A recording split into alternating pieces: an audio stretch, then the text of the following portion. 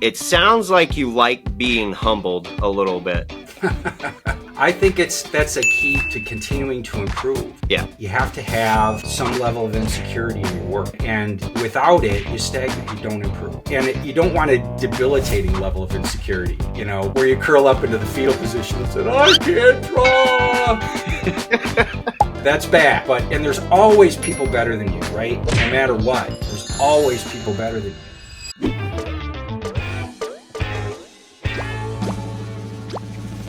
Hey guys, thanks for tuning in. AJ Jensen here with the ToonHeadz, and I am pumped for today's episode because I get to sit down with the caricature legend himself, Tom Richmond.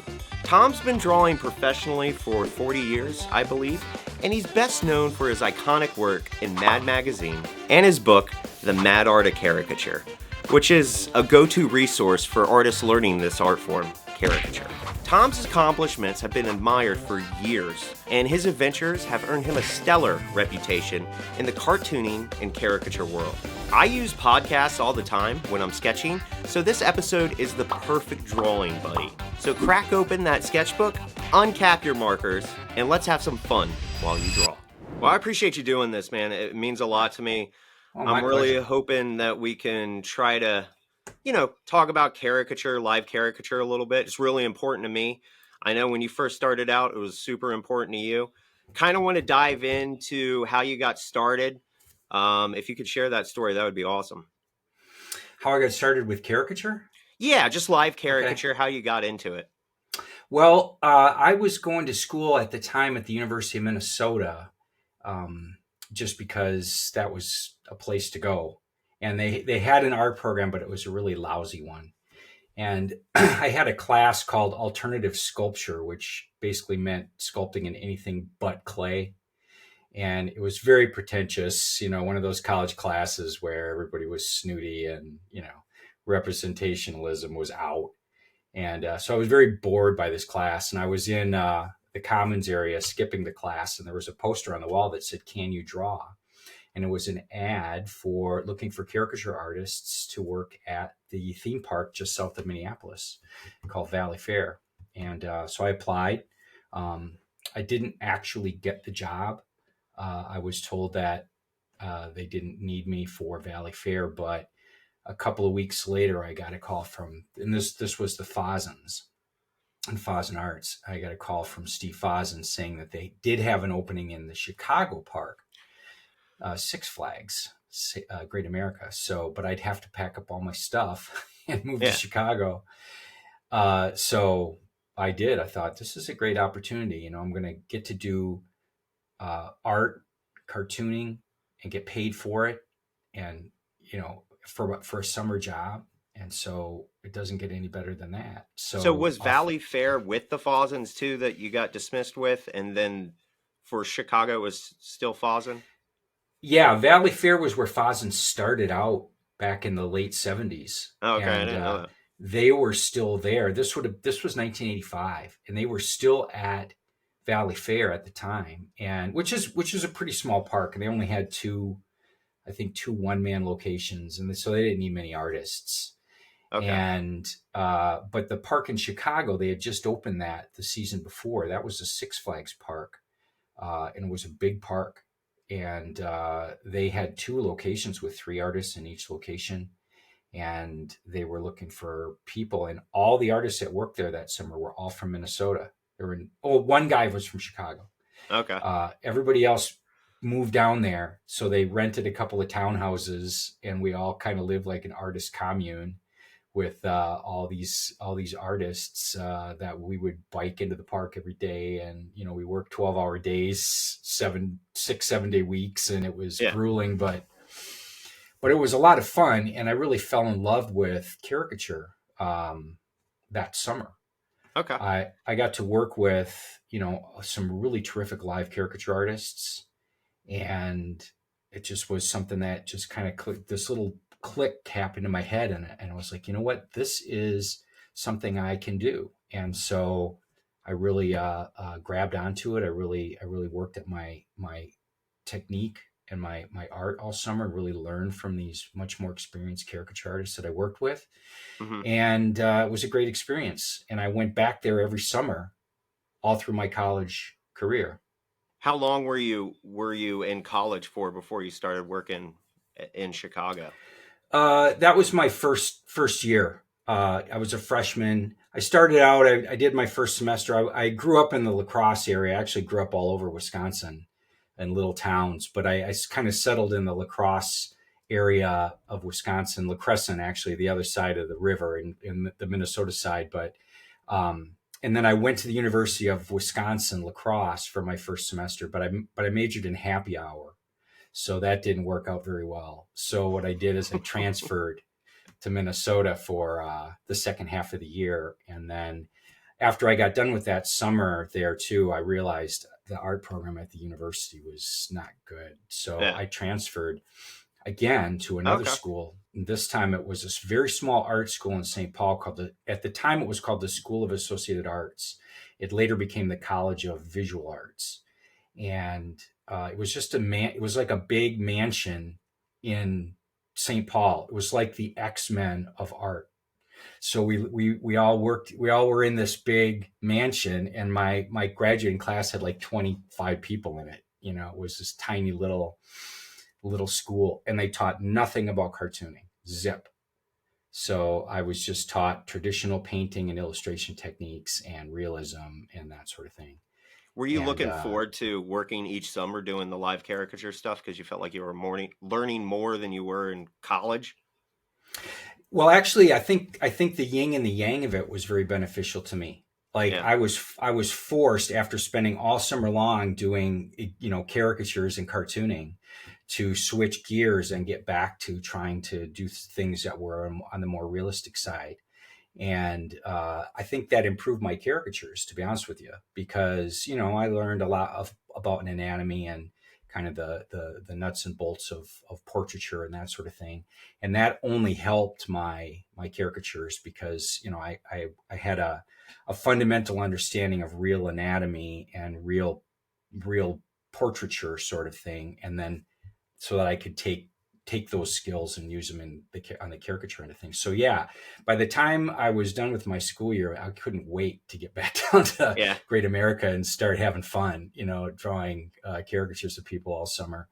But by the time I was done with the summer, it was exhausting, and so I was kind of ready to go back. But I never really stopped doing caricatures. It wasn't like I stopped, during the school year, I would go to like bars and set up doing caricatures just for tips and stuff. You were needing Um, that fix. yeah, well, and I needed the dough, and I Yeah. didn't want to, I didn't want to go flip pizzas or whatever again. I worked in fast food for a while when I was a kid, and I didn't want to go back to that sort of work. I thought I really want to do art, so maybe I can make this work. And so I had a deal with a couple of different nightclubs, and there was Ladies Night, one place that I always drew at, and Funk Night at another place I always drew at. So I still did caricatures, and kept my kind of feet in it. Also did events like there was an event in Minneapolis for many years called the Victorian Christmas, and it was like a Renaissance fair, but over Christmas time, and it took place in this big mall complex called St. Anthony, Maine. Uh, that was right on the river in St. Paul or in Minneapolis, and basically it was Victorian characters walking around and being characters. So there was like Oliver Twist and Fagin and Ebenezer Scrooge and that type of thing. That's awesome. And there were vendors, and so I set up and did caricatures there, like kind of like at a fair. Yeah. And so I still kept doing it, even though the school thing was a totally different animal. Yeah. So one thing I know about caricature, and this is something that's really important when you start training people, is confidence. Yeah. I mean, everybody hits that hurdle when they first do their live caricature. My first one was nerve-wracking. I remember shaking, almost wanting to throw up, and it looked awful. But the people were, I really appreciate who I got to draw, because when I was telling them this, like literally my first sketch, they were a little bit easy. I can't imagine if they were kind of like mean about it. But when you started out, how was that anxiety level for you? I mean, I know you've been doing artwork in the college for a little bit, but when you arrive there, you're like, oh my gosh, this is awesome. I'm getting paid to draw. How was Yeah. your anxiety level in that first year? Well, the first summer. Well, I was only 18. Okay. So in fact, I think I turned 19 right before that summer. So I was really young. Uh-huh. And so I was pretty dumb, and I was full of confidence. Like, I'm like, you guys are going to love this. I Yeah. had no clue how rookie I was at the Uh-huh. time. And even though, I knew that deep down, because I was sitting next to guys like Gary Fazin Uh-huh. and Dave Kamish and Mark Sanislo were the three really experienced artists, and the work that they were doing was really, mind blowing. And that's where I wanted to get to. But for some reason, I didn't really have a problem flipping the drawing over the paper or over the drawing board. I never had a problem with that, and I don't know whether that was because, like, I grew up in a really small schools. Like, we moved around into little small towns in Minnesota and Wisconsin. Yeah. And I was always the artist of the class, right? So I would sit there and draw, and people would stand around my desk while I was drawing and watching me draw. So maybe I just was already kind of conditioned to have people watch me draw. Okay. And so it really didn't affect me to have to do that. I never had a problem with people watching me draw. And I had a weird dynamic in it that this is kind of something that I try to instill too when I taught live caricatures for all the artists that worked for me for so many years. Is you have to have sort of a total opposite sort of thing, where you have to have confidence in the work that you're doing, but you don't want to think that you're great, Yeah. because you have to have some, unconfidence or in your work to be able to progress.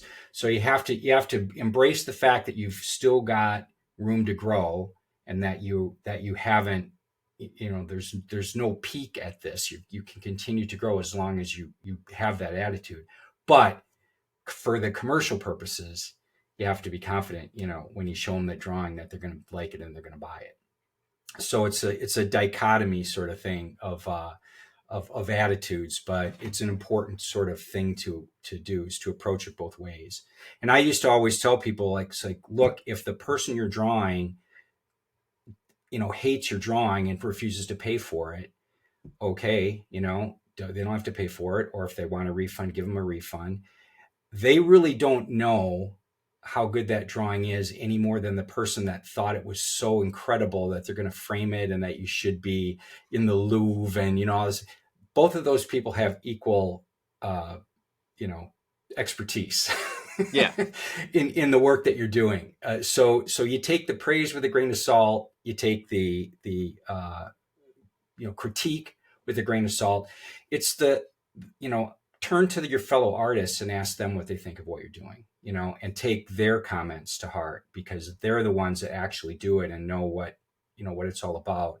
And if they tell you, you really did you really nailed that person, that was an awesome drawing, now you can hang your hat on that.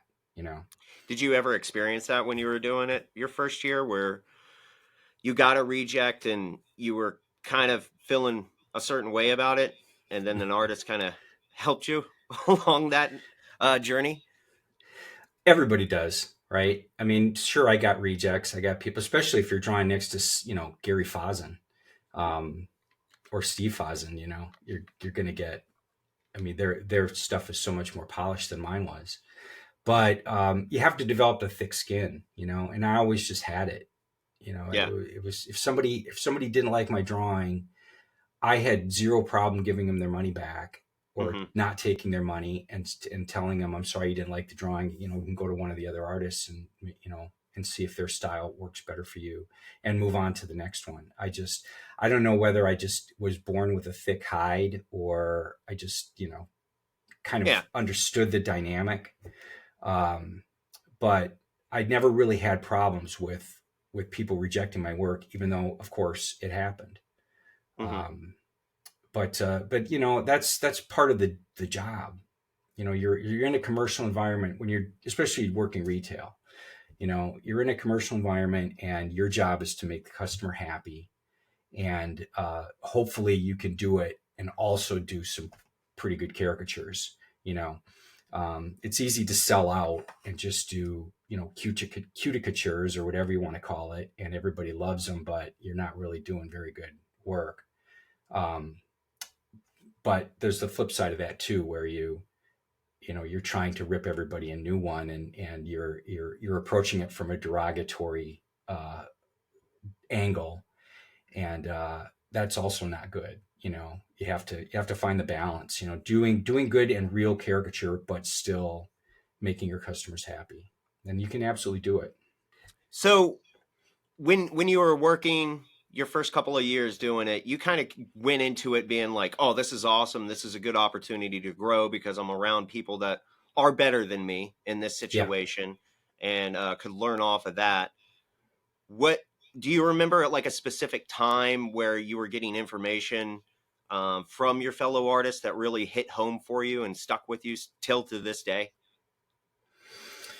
Well, early on, you know, when I was still getting started and worked with these really experienced artists, like every day was a class in caricature. You know, I was constantly looking over, you know, at what Dave was drawing, and trying to get into his head, you know. And Dave Kamish had a style that was very, very different from what I did. Um, he had like a cartoony sort of approach to it that had a very stylized look, but it still got really amazing likenesses and really good fun caricatures, you know. And I couldn't wrap my head around how he was doing it. So that part was actually really good for me, and I've carried that along with me throughout my whole career. Is I find more interest and inspiration from people whose work is completely alien from what I do. You know, like Hershfeld, for example. Couldn't be any different from the way that I approach caricature. Hmm. But his work amazes me and inspires me because he's able to do what he does the way he does it, and I can't do that. You know, it's like I don't understand how he thinks and how he accomplishes what he does. So with seemingly so effortlessly, um, and looking at people whose work is similar to mine is great, but it isn't as inspiring to me.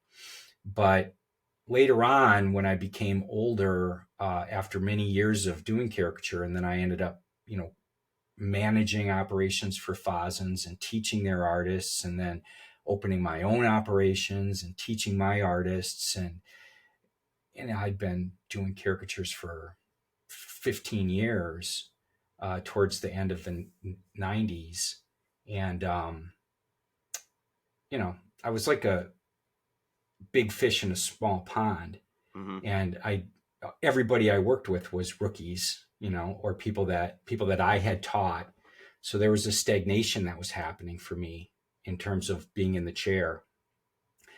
Then I joined the NCN, the Hmm. National Caricatures Network, which is now the ISCA, Hmm. International Society of Caricature Artists. And I went to my first convention in 98. And then I was properly humbled by all the people that were there, again doing work that was in some cases completely different from the way that I approached it. Hmm. And I was flabbergasted. Like, I was in awe of all these different styles and all these different approaches and the skill levels that were in the room, and re-energized me Yeah. about live caricature. And I went back, you know, after that convention, and was like, all my dials were turned up to, you know, the red. I was like, oh my God, I've got to get back into, you know, concentrating on improving my work. So So that was a huge inspiration. yeah. So forgive me if I'm wrong. From just the story that you're telling me so far, with joining Foz and working with those artists, then branching off doing your own thing, kind of feeling a little stagnant to join an NCN. It sounds like you like being humbled a little bit. I think that's a key to to continuing to improve Yeah. is that you have to have some level of insecurity in your work. Yeah. You know, and without it, you stagnate. You don't improve. And you don't want a debilitating level of insecurity, you know, Oh, where you curl up into the fetal position and say, yeah. I can't draw, you know, that's bad. But if you, and there's always people better than you, right? No matter what, there's always people better than you. So it's easy to stay humble. And of course the internet helped. You know, this was, you know, when I joined the ISCA, well, I'll just call it the ISCA because it gets confusing. Yeah. That was the 98. I mean, there was no internet really. There was no Facebook. We had a little group that like a listserv group called the Loop that a bunch of caricature artists it was kind of this early message board sort of thing, but it was email based. I mean, look it up in you know, the dusty volumes of the ancient internet, and you could upload pictures. And so we got to exchange work a little bit. That was the early days of that sort of thing. But nowadays, you know, wow, you just go online and you can just find work from all over the world instantly. It's not nonstop humble. Yeah. Humble pie. It's hard to be the big fish in a small pond now. Yeah, sure. the pond is not small. Yeah. It's gigantic. We're like connected with rivers now. So when you were working for Fozen and then you were doing your own thing when you were home, is that correct? You were like doing little events here and there. When did you decide to break off and do your own thing? With the live caricature stuff, it happened real early when I moved to Atlanta. So I spent 4 summers at Great America all through college. And then when I graduated from college, Steve Fozen, owner of Fozen Arts, offered me a job managing an art concession at a new park he just got a contract for in Atlanta. And that would have been the summer of 89, I believe. Okay. And that was Six Flags, right? Six Flags. That was Six Flags. Georgia? Yeah. And he had just gotten the contract. We were doing caricatures and airbrush t-shirts. So I just got married, like about 6 months earlier. And so I packed up my wife and we moved to Atlanta, and I was, you know, all excited. I was getting a share of profits from the park. So Steve was all pie in the sky about how much money I was going to make. And then I'd have the winter to, you know, do I wanted to start doing freelance illustration. And I thought, well, Atlanta at the time, and it still is, a big up and coming, you know, media place, you know, back in the late 90s or late 80s, early 90s.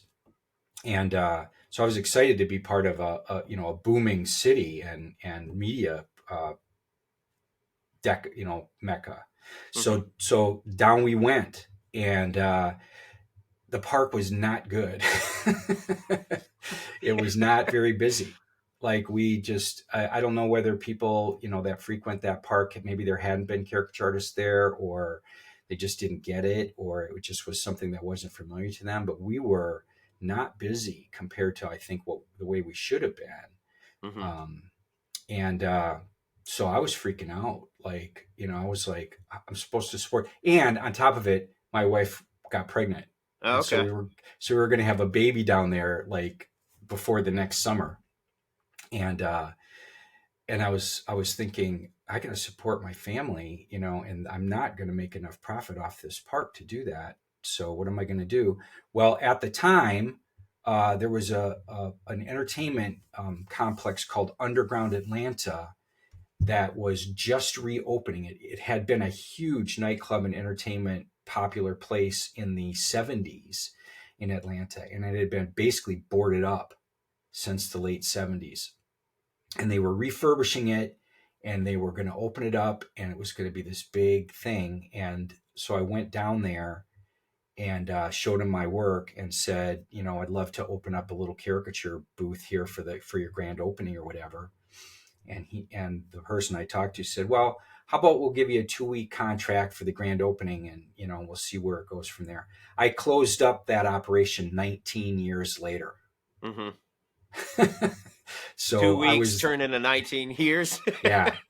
So that was my first, operation that I owned myself. Hey, real quick, if you're digging this episode, make sure to like, subscribe, and hit that notification bell so you never miss new caricature and cartooning content. Since this is the first artist interview on the channel, I'd really love your feedback. Should we keep this kind of content going? Let me know in the comments below. I'm all ears. Literally. I have big ears. All right, back to the episode. And because it was so slow at Six Flags, I was able to, kind of rotate artists through my little booth down there. And then I ended up hiring my own and training my own people. And so it was separate from Fozen. And the park down there was, just not really doing it for me. So after 2 summers there, we moved back to Minnesota, and with our baby girl. And I opened up an operation at Valley Fair, the park that I hadn't gotten the job at. Yeah. 6 years before. And Steve had lost his contract there by then, and they didn't have any caricature artists. So I showed him my stuff, and I kind of did a booth design and ended up opening there. That operation we opened at the summer of 91, and I closed that one up 33 years later. Okay. So I finished at the summer of, 32. The summer of 2023 was my last summer there. Okay. So when you were down in Atlanta working for Six Flags, Mm-hmm. you started branching out doing your own thing, but you were still managing both at the same time? Yep. Okay. I was. I had and then you're saying when you were managing both of that, you let go of Six Flags and then went back to Minnesota? Am I right on that? Yep. And I kept underground. And I had a couple of artists that wanted to basically, be the primary artist down there and kind of run it. And it was a small thing. It was just a little, cart kind of thing that we had opened up, and it was easy for me to manage the stuff from afar. And I would go down there 3 or 4 times a year. And, every once in a while I'd have to get another artist to go down there to replace somebody, but it managed to get along for a very long time until really it probably would have still been viable, but underground kind of fell off. Yeah, underground's a mess now. Yeah. Yeah. When they moved the World of Coca-Cola Museum over to Centennial Park, that was the final nail in the coffin. While the Coca-Cola Museum was still right next to underground, we were still getting viable tourist traffic. But once that closed down, it ended up just becoming a nightmare. So how did you mentally prepare to manage a location far away? Well, I had a couple of people that I had a lot of confidence in, and I discussed it with them, and I paid them a very high percentage. Like they got paid, I think it was 50% of their sales, and that's kind of unheard of in the retail back world. then. And I said, look, this can be a nice sort of financial stability thing for everybody. You guys are getting the lion's share of the money. I'm paying all the expenses. And so I'm only getting, maybe 20% is ending up in my pocket or less. Oh, yeah. But as long as that continues and we don't have problems down here, there's no reason why we can't keep this going for as long as we want. Okay. So, I figured, well, if it collapses, it collapses, but I had moved up to Minnesota, and I had opened up at Valley Fair, and I thought, well, when underground closes, then it'll close. And then it just kept on going. We were there in 96 for the Olympics. And so I went down there for the whole Olympics with a bunch of other artists, and we expanded our booth and, drew like crazy for the entire Olympic period. And, it was a pretty good little stand down there, Yeah, I admire that, because you basically said, if it's going to go, it's going to go. That's a really good mentality to have when you're like way, like a couple of states away. Yeah. I kind of envy that. um, what have you ever been in situations like that before where you kind of had to step back and let somebody else deal with an operation or management or anything like that kind of prepared you for that? Not really. It was just it was either stay in Atlanta and run a very small little operation and underground myself, or move back home to Minnesota, which frankly we really wanted to do. So we were Mm-hmm. very far from family, and we had a brand new baby, and Anna wasn't working; she was stay at home mom. Yeah. And I also was starting to do freelance work by then. I was doing comics for a comic book company called Now Comics, and I thought there were more opportunities for the freelance end of things back home as well. So, I left Atlanta and left a couple of artists that were there in charge, kind of managing it, but I didn't really have a manager. Mm-hmm. It's like these guys had all been down there for about 2 years, Mm-hmm. and they just sort of knew how things worked and knew how it ran, and they could call me if they had any problems. And I did go down there a number of times, and I used to drive from Wow. Minnesota to Atlanta. Yeah, it was about 18 hours. Yeah. um, and so I would drive down there a couple times a year and spend a few days on one of these guys' couches and fix everything that needed fixing, and meet with management and all that kind of stuff. But it just was a balance to it, and I knew that eventually, like, the artists were making pretty good money, and they had the flexibility to go out and get gigs and do their own stuff as well. And underground was just like a financial kind of blanket for them. They could count on a certain amount of income from underground, and then management was pretty reasonable as to what they wanted as far as rent and expenses and maintenance on the booth and that sort of thing. So they weren't asking for too much, so I could afford to give the artists a big chunk. And then the expenses were reasonable enough that I still was able to realize some profit myself from it. And so while this balance was maintained, everything was good, you know. But I knew that eventually something was going to go out of balance, Either the artists working down there were just going to be like, you know what, we're moving on, and I wouldn't have anybody to work or take over. The artist end of things falls off the table. Got to close up. Maybe the underground people decide that they got to jack their rent up, by 200% or something. That wouldn't work. So then I couldn't afford to pay the artists enough to keep them around. So then I'd have to close up, or maybe the expenses for whatever reason would go through the roof, and there wouldn't be enough profit left for me. And and what ended up happening was the business dried up. The artists weren't making enough money because there was no Yeah, traffic. it was just dying. Yeah, and that's what killed it.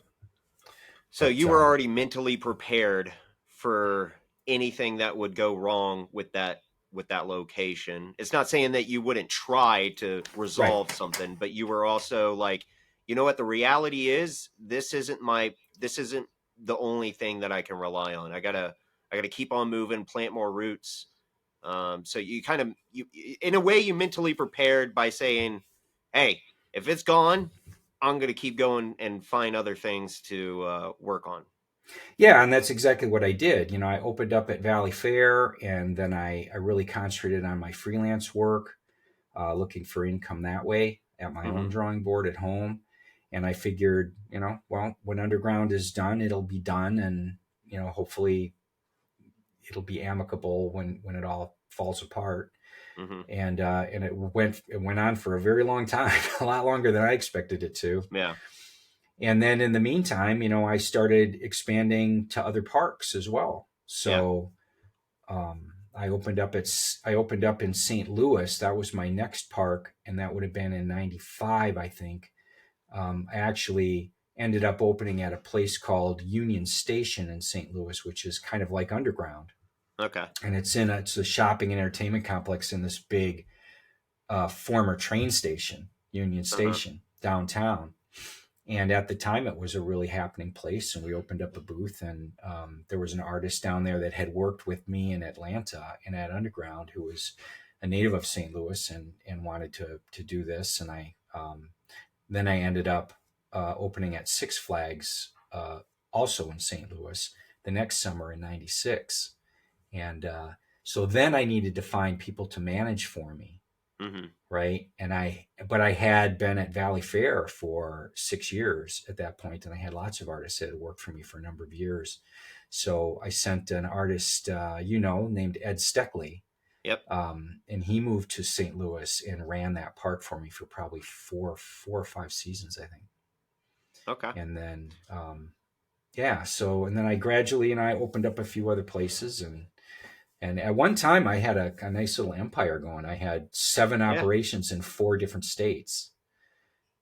And, back in the mid 90s or so, mid to late 90s, things were pretty booming in the retail caricature biz.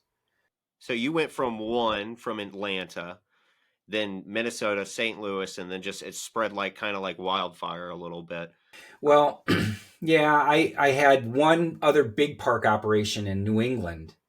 In Agawam, Massachusetts, just north of Hartford, Connecticut, called Six Flags New England. Mm-hmm. And then there was a smaller operation I opened in New Orleans at Riverwalk.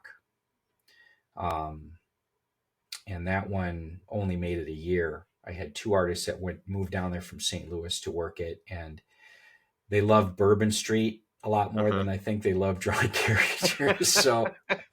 So that part didn't work out so well, and it wasn't all that busy, So we did our 1-year lease and then closed her up. But the park in New England lasted for quite a few years. Ed Steckley moved there and ran it for me for a while, and then I had another artist, Alex Hughes, who was manager there for a number of seasons, and then I don't know. So eventually, I got to the point where I just wasn't very interested in keeping these things going. They were an enormous amount of work and responsibility and hassle, and and it just was like, I just don't think I think I need to simplify my life. So I started, not renewing my leases at some of these places. And now I'm down to only this operation at the Mall of America that I still have. When did you get the Mall of America? Was that still in the 90s? Yeah, that was, it was probably around the time that I opened in St. Louis, actually, 95, 96 maybe. And I started out just in the mall, like as one of the kiosks in the mall, because there's a theme park inside the mall, right? Uh-huh. And that park was called Camp Snoopy at the time. Camp what? Camp Snoopy. Camp Snoopy. It was a Knott's Berry Farm park, and they have the Schultz, peanut slices. So Snoopy, Charlie Brown, those were the characters that were out there. But another couple of guys, the Camish brothers, actually, Dave, who I had worked with years earlier, and his company had the caricatures in that park. So I was outside in one of these little kiosks, and then eventually I bought out Dave and those guys in Camp Snoopy, and I moved into what is now Nickelodeon Universe inside the Mall of America, and that one is still going. We've got 2 booths there, and that's another great example of how balance works with these sorts of operations. The people at Nick Universe, the amount of rent that they ask for is significantly less than what the theme parks do. So because of that, I'm able to take that money that I don't pay them in rent and give it to the artists. So the artists are paid 45% at that park. And so I've had artists that have been out there for 20 years. And it's a perfect balance for them. They make a good amount of money, very steady, without having to worry about ups and downs and things like that. They have plenty of time to pursue their own events. I have always had the philosophy with these parks in that I'm not interested in a cut of any work you get off of your being out at the park. So hand out your business card, and if you end up getting a gig, I don't need a percentage of that. Go pursue your own work, because as far as I'm concerned, that brings value to actually being at the park, and they're going to want to continue to work for me. And that makes my life easier, because that's one less person I have to train, and one more person that's highly productive in the chair. So it's a great balance. These guys are, a lot of my crew out there have been there for a long time. They do great numbers. They make really good money. They got plenty of time to do their own gigs and do their own work. And the park is happy, and I'm happy, and everything is in balance. One of these days, the balance is going to go whoop, and it'll be over. But right now, it's still working fine. Perfect. What was the main stress for you when it was managing all those locations? When did you say, well, one, what was causing the most stress or issues, and then what made you just be like, you know what, I'm going to concentrate on just one? Yeah, hands down, I think it was finding artists. That got more and more challenging as the years went by. Like, I used to be able to count on half a dozen interns from the Minneapolis College of Art and Design that were looking for summer jobs. They could come and work at Valley Fair, learn how to draw caricatures, a valuable skill, and in some cases they could even earn credits doing it. We just did this little thing where, we kind of created a summer project for them, and I filled out some paperwork, and they got a couple of credits as interns. And so that worked out really well. And I'd get, new artists. I'd have a new crop of maybe 4, 5, 6 artists every summer, and I'd teach them how to draw and the caricatures, and they'd get, good by the end of the summer. And then they'd come back a couple of summers while they were still going to school. And then, they'd move off and do their own thing. And meanwhile, I'd have new people coming in. So I was constantly training new people, but it was always just maybe a third of my crew, and then it got to be where it was hard to find people at all, and they would work one summer and they wouldn't come back the next summer. And I don't know what exactly changed. I think like things like Etsy and doing work online and that sort of thing becomes kind of their goal, as opposed to sitting out the theme park drawing. And it just ended up being that I just couldn't find people that really, one, were talented enough to do it, and two, had the work ethic and actually wanted to do it and were interested in doing a good job. They just were mainly just doing it to do it, and there was a low priority for them, and it caused a lot of problems. People would just decide, I just don't want to work today, call in. Yeah. And you can't have that. If that's the way things operate, then it just doesn't work. So I ended up, that was probably the big reason. And the other reason was the theme parks jacked up their rent. I mean, for the longest time, it was a reasonable rent. But when it started to get way over 40%, I'm like, there's nothing left by the time I'm paying all the expenses, unless I pay the artists almost nothing, and I can't do that. So the balance, went out of whack. How were you training them before? Because this was during the 90s, correct? So the internet wasn't what it is now. Like, we're talking, online. How would you fly out there, drive out there? For the parks that were out of state, yes, I would fly out there and probably spend a full week just for setting up the park. Whoever the manager was and I would spend several days pulling out all the stuff and cleaning it off and getting the booths all cleaned up and putting the samples on the wall, and all that stuff. But then we would have the rookies come in, and we'd have training days, and I would sit there and work with them. At least 2 training days, basically full days, where they'd come out and I'd work with them, and we go get lunch and come back and do some more drawing. And then the manager, whoever managed my park would have to continue there working with them throughout the summer. Mm-hmm. But I always gave them kind of a caricature boot camp, at the beginning, to sort of get them up and running. It sounds like you enjoyed that, though. That actually was fun. I loved going out, and meeting new artists, and getting a chance to work with new people, and the teaching part has always been enjoyable for me too. So that part was not onerous, but if as long as I had people that were interested, and for the most part we did, we'd have new artists and people that would end up going on to either do really great things in the caricature world or other, great things in the art world, doing comics or animation, or, I've had a lot of former artists of mine that are doing great things. And, so these were people that were very interested in learning and very interested in their art and improving and becoming the best artists they could be. And, those people are easy to work with when they're hungry, to learn. And, so it was always a great experience. Yeah, one thing I like about teaching is, one, people surprise you.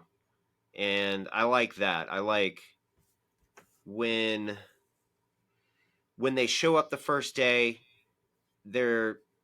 something's off. Usually everybody's nervous, and things kind of are wacky, I'll say, just like out of tune. And then sometimes I hate to say it, but there's a presence that I get with some people. I'm like, this is probably not going to work out.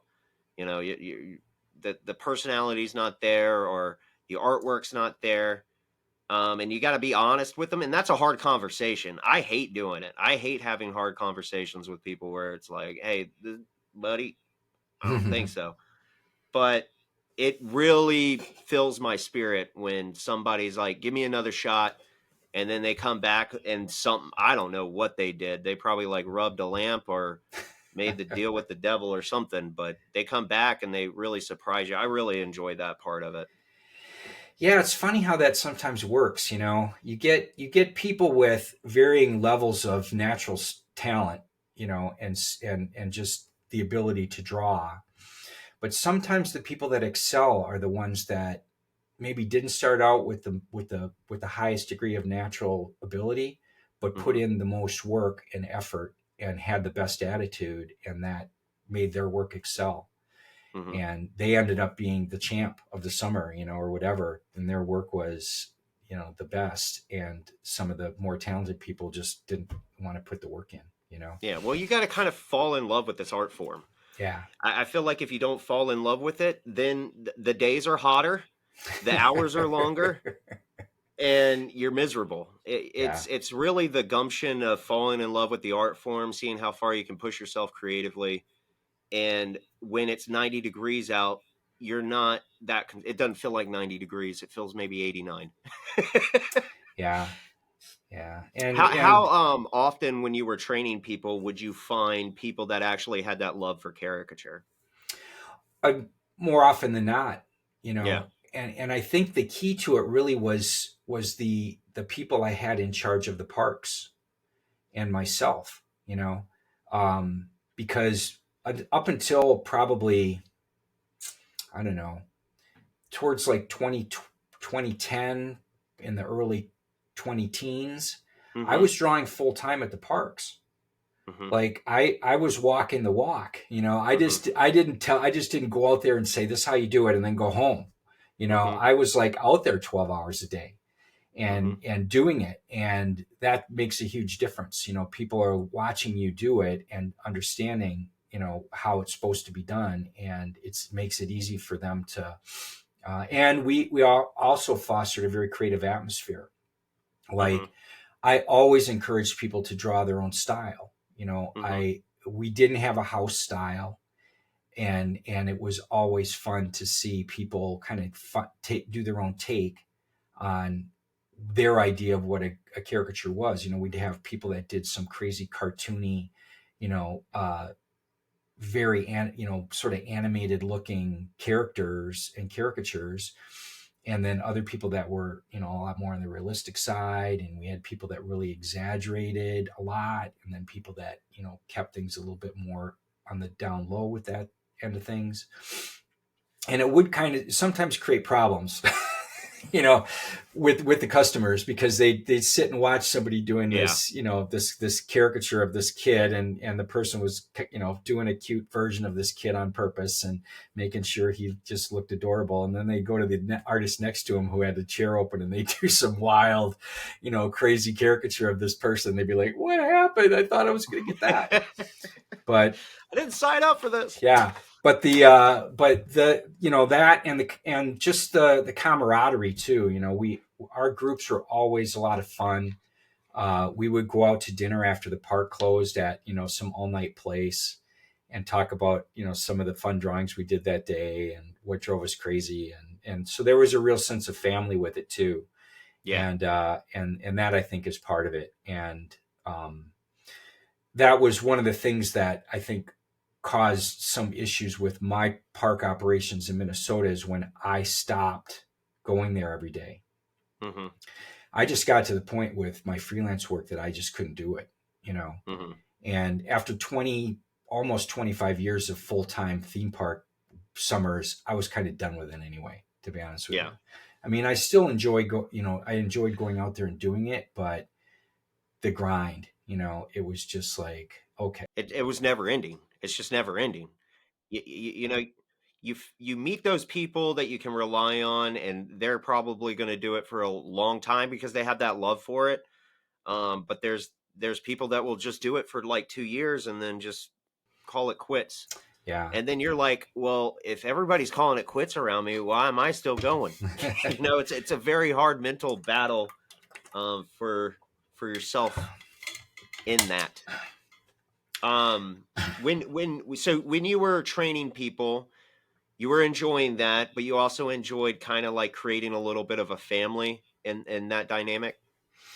Yeah, we'd have fun drawing each other. We always had a wall in the back room of the latest caricatures we draw of each other, which we try to one up the person before, and we always had a lot of fun that way too. And I tried to install a kind of an artistic community sense with the people that worked with us, and separated that from the work that we did commercially. So it was okay if the drawings that you did in the park, didn't go over, maybe had a return, or whatever, but that the opinions of your fellow artists and peers are the things that you really counted on and paid attention to. It wasn't like an us versus them, mentality, but it was definitely this is what we do commercially, and this is what we do when nobody's paying for it, and we can do whatever we want. And I think most people got that dynamic. I only had a few people that I really had problems where they purposefully were trying to, their goal was to teach the public what caricature is all about, and I'm like, no, you draw caricatures at a theme park. You're not going to win it. You're not going to win a Pulitzer Prize for these things, do great work, but understand your environment, and if you want to unload on somebody, unload on your fellow artist, on your break or something. But I had very little of that. Most people understood. Well, that was my problem when I first started out. I mean, if I'm being completely honest, I kind of went into caricature because of Joe Bloom. So I saw that exaggeration at first, and then it kind of, the longer you do that kind of, the longer you admire something, you kind of have to evolve to the next thing. And then I was admiring the super outrageous exaggerated artists, like the Beastheads, Eric Goodwin, all of those guys. I was just like shocked that people could do that. So my expectation of how caricature was, you got to do the craziest thing in the world with every single person. I think it was probably maybe right before COVID, where I realized not everybody's going to understand it. Right. And why waste your time on the people that don't? And sometimes the exhaustion of just having to constantly teach somebody what you're doing can be a lot. And it took me a long time to battle because I felt like I was copping out. I felt like, okay, then I'm just going to do a caricature here and then an exaggerated caricature, and I was getting bummed out pretty quick. But I guess one of my friends, they said, know your audience, and that really hit home for me, because you can't go to a stand-up comics place and then there's tons of Karens in there with short hair, and you can't do those, gritty jokes. You're going to have to do some hack stuff. So sometimes I think there is a call for versatility. Mm-hmm. And I think versatility has improved me. And that's a weird thing. Once I started being like, all right, I got to learn this caricature stuff, which is still a little exaggerated to most people. But it taught me other means of how to push exaggeration a little bit more. And I kind of try to push that on my artist. I'm like, the more versatile you are, it's going to stick with you even outside of caricature, because Mm-hmm. not every single client that you get to, if you even get into illustration work, your voice doesn't make sense to everybody. And you got to kind of imitate other voices to kind of push yourself a little bit more for them to understand what your voice is. Now, when you started doing the illustration work, you started with comics at first, correct? Yeah. And then it went over to, I remember this. I was in a comic book store and I saw the Married with Children issues, and I was like, whoa, this is cool. And you started working on that when you were still doing the live stuff down here in Atlanta, is that right? Yeah. I got that job when I was working at the park, Yeah. Six Flags. And then how were you able to sell your style? I mean, the style has definitely evolved from then, but how were you able to sell your style then to that comic? Uh, well, it wasn't too hard because my style has always, been more on the realistic sort of likeness orientated into things, Um, and I remember applying for that job.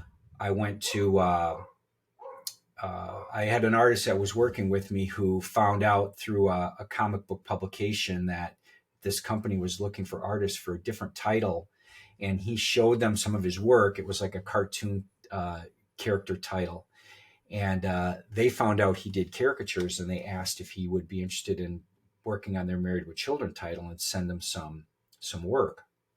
And he was like, I don't know if that's really something I think I can do. But he mentioned it to me, and he said, you this would probably be right up your alley. You should send them some stuff.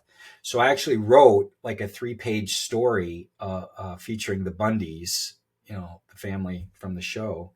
And I did the whole thing up. It was all pantomime.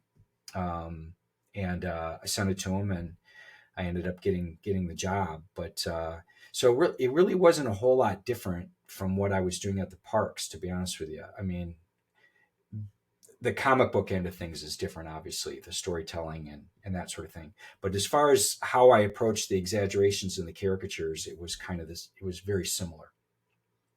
But later on, I found out that I really had to tone down my exaggerations with these characters, because Columbia Pictures, which own the rights to Married with Children and produced it, didn't want especially the females in the show to be overly exaggerated.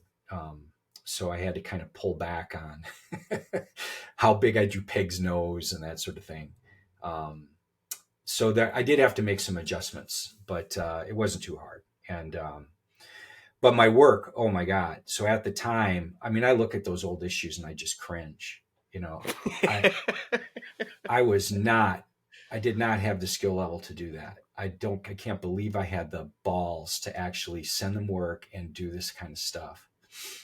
But they seem to be okay with it. And I sort of got the hang of it later on after about 500 pages. Mm-hmm. But man, that early stuff, oof, yeah, not. But you gotta admit, it's kind of like a little icon that you can look back on and be like, "This is where I started." Hey, you know what would be the worst thing is if I looked at it and went, "Yeah, man, I was really nailing it." Yeah, Then I would be no better today yeah, than I was. And so it's always good to look back at your old work and see the flaws, because then you've progressed. correct. I mean, Yeah. it's something bittersweet almost, because you're like, "Oh man, I'm still terrible," but also at the same time, it's like there's some growth here for sure. That's why I try to take pictures as much as I can when I am doing live caricatures. Mm-hmm. One, you look back at it 3 years from now and be like, thank God I'm going somewhere. Second reason is sometimes you do stuff and you're like, I haven't done this in a little while. I want to try to get back on like how I draw a baseball cap, Mm-hmm. to how I'm rendering hair, to anything like that. So one thing that I do, I don't know if you've seen it, but when I do eyebrows, like I'll put like dots next to them, or like I'll do a line and put like a dot just to fill the line a little bit more. It's really weird. Hmm. It's just because I look back at an old caricature that I did and I messed up because I was anxious. And then I was just like, actually, that looks pretty cool, and I still do it to this day. So Huh?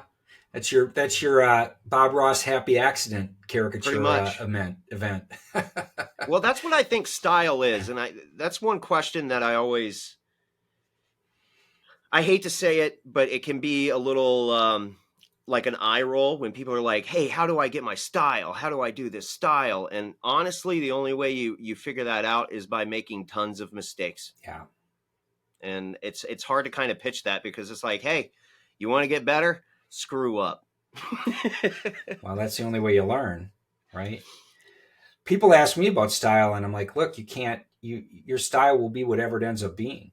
You know, you just draw and do what you do, and what happens between your eyes and your head and your hand, that's all gonna just evolve, and your style will be whatever it ends up being.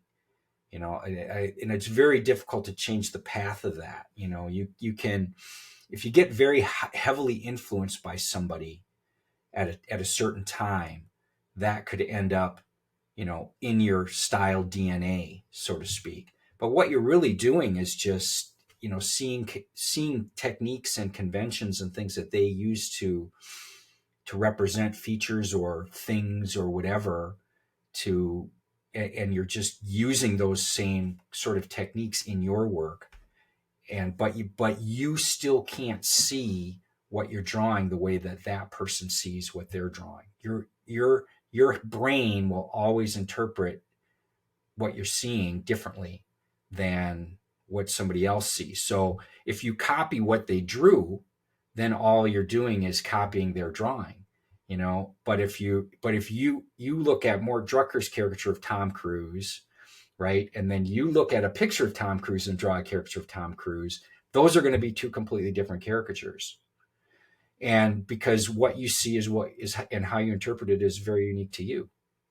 And it's really a matter of developing your visual language. Is the way I like the term visual language as opposed to style, you know, because that's really what you're doing. You're developing a visual vocabulary for your artistic interpretation of the world. And with caricature, it's about people's faces and their personalities, and capturing what makes them unique. And I just don't think you can duplicate somebody else's version of that. Not really. And not, well, I mean, you can, but you won't be happy. Yeah, I mean, but you have to consciously basically copy what they've done. Yeah. You know, like there's a few artists out there that copy other artists' styles, and it's been like this forever in illustration. There used to be a guy who, back in the '80s, when Mark Fredrickson was the airbrush artist, right? Hmm. Like he was the guy. He did all the airbrush magazine covers, and he was the name in airbrushing. And there was another artist, and I don't remember his name, but he literally billed himself as, if you can't afford Mark Fredrickson, call me. And what he did was he tried to duplicate Mark's look, and it still wasn't Mark. It still wasn't Mark. You just can't do that. Not really. Not over the course of a lot of work. You can in one piece. Like I'm called upon a lot of times with Mad and stuff for parody purposes to duplicate the look of another visual artist's look. Like the Rick Marowitz Animal House poster is probably the most spoofed movie poster in the history of movie posters. I've done my share of those where I had to copy his style, and I can do it, but it takes a lot of work on my end to get into their head and think about it. And if I'm just doing my own work, it ends up being me. And I don't. It's impossible unless you're constantly trying to copy somebody. I don't think you can take somebody's style and make it your own. Well, you don't improve that way. It's almost like you said, it's a visual language. If we're transcribing that, then if you're going to copy somebody else, you're basically wearing their same exact outfit every day. Yeah. You're speaking exactly like they do, and then you're living a lie, and you're gonna you know what you're doing, and you're not gonna feel great about it. For sure. And I'm going to say something maybe a little bit offensive, but I'm going to say it anyways because you like being humbled. When I first started out, I, of course, respected you. I read the Mad Art of Caricature, helped me tremendously. But I've always been kind of punk rock, especially when I was young. So you were like the caricature guy, and I'm going to go against the caricature guy, And I remember going to the workshop in Atlanta. It's my first time. And I was just like, you know what? I'm just going to ask questions that he probably wouldn't even hear. I'm going to show him stuff that he's never seen. And he's not going to like it because this is not something he's used to. I kind of wanted to stick it to you for some stupid reason. But I remember you were kind of just... you were kind about it, and you were still critiquing it in a way that impressed me because it wasn't something... I don't feel like it was something that you usually see, but you were still able to be informative in a way. And that made me kind of pissed because I was like, damn it, I can't get him. And then I remember the next workshop we did last year, you really highlighted style and how you appreciate that. Maybe I'm wrong on this assumption, but I feel like that kind of evolved for you in the past couple of years. Would you feel like that's true? Yeah. Obviously people have different, visual ideas of what works. And I draw the way I draw. And it's easier for me to teach people how to draw like me or think like me and than to try to get into somebody else's head.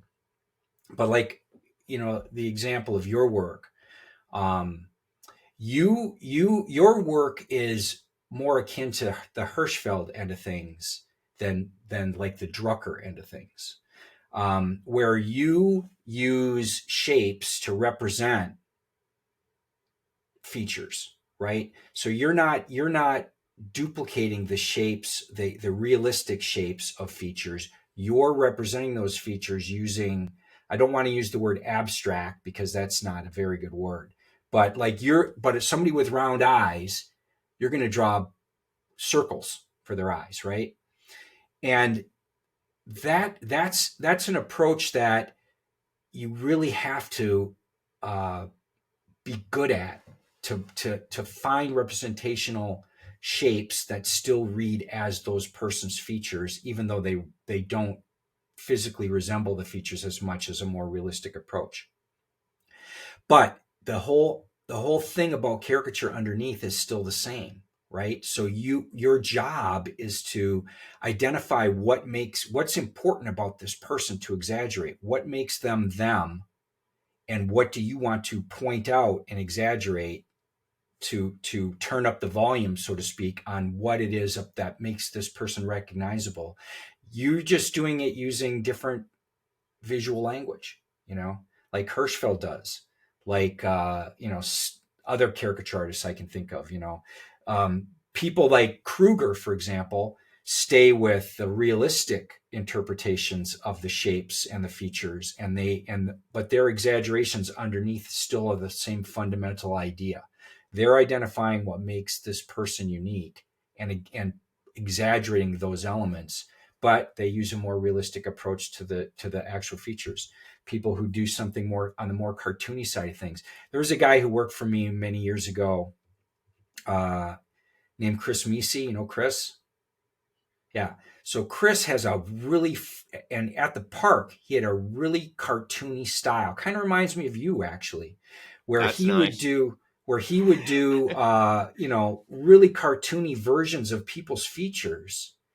But he still, he identified what was important about that person, and he exaggerated those elements, but he used a visual language that was different from the way I approach it. But it was very successful. Like, his caricatures were funny and they were spot on, and they looked like the person. They were just a different, way of speaking, really, visually. And so over the years, I have had a number of people at these workshops whose approach to how they draw things is very different from the way I approach it. But I've always tried to separate how they approach visually, how they interpret features, from that caricature part, which is what I'm really trying to teach people. Of course, when I go to teach people how to draw a nose, I'm going to teach them how to draw the kind of noses I draw, because that's how I draw noses. But if they don't draw it that way, what the philosophy underneath the caricature part of it is a constant, and that's what makes the art form so incredible. You can have a Sebastian Kruger and you can have an Al Hershfeld, and how different can those approaches be? It can't be more different, but they're both, heavyweights, super incredible caricaturists, and the spectrum lies between them, anywhere. Were you always a fan of Hershfeld? Yes, I always was. I remember when I first started, I did not understand it. It still drives me crazy. I look at his stuff and just wonder, like, especially how he approaches eyes, how he'll do like a spiral for somebody's light blue eye, and it still looks like him, and you're like, that makes no sense. This is like a different universe, different dimension. I've fallen through the dimensional gap, and I'm now in the dimension where people have hot dog fingers and squirrely eyes, but it's still them. But that's what inspires me. I can't get my head into that space, but I can appreciate the approach. Do you ever want to? No, I draw the way I draw. Yeah. It's just like I've occasionally been required to copy Hershfeld's style for some, piece. And it's always fun to actually do that, but it isn't something that I feel like, boy, I got to get more Hershfeld in my work.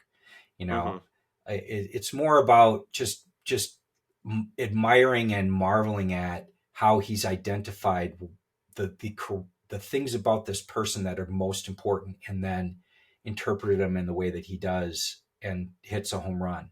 It's just like amazing to me. I still feel like you integrated a little bit, though. I'm trying to remember. I feel like you're not integrating it fully, but there are little pieces that you do integrate in your own work that are. I hate to use the same. I hate to use the word abstract, because it's I guess shape language would be a better word, but you do apply that a lot. That's one thing I appreciate about your work, because you're still. I don't want to say realism, but it's on the realism side. But you're still using design and shape language to still stack these features in accordance to who they are. That's one thing I appreciate about your book. You literally said, hey, if you can do 5 shapes and they all you match those shapes to resemble that person, you're good. All you got to do is render more. Yeah. I think that's really important, but I don't feel like people taking the more realistic approach think that way. Does that make sense? Yeah, I guess so. I'm not realistic in the way that that Kruger is realistic. I'm still cartoony enough that I do have to, change the shapes. I represent the shapes in some ways. A lot of that is a function of, drawing in line, Mm-hmm. because if you don't have values to work from, you have to interpret the shape in some Correct. fashion.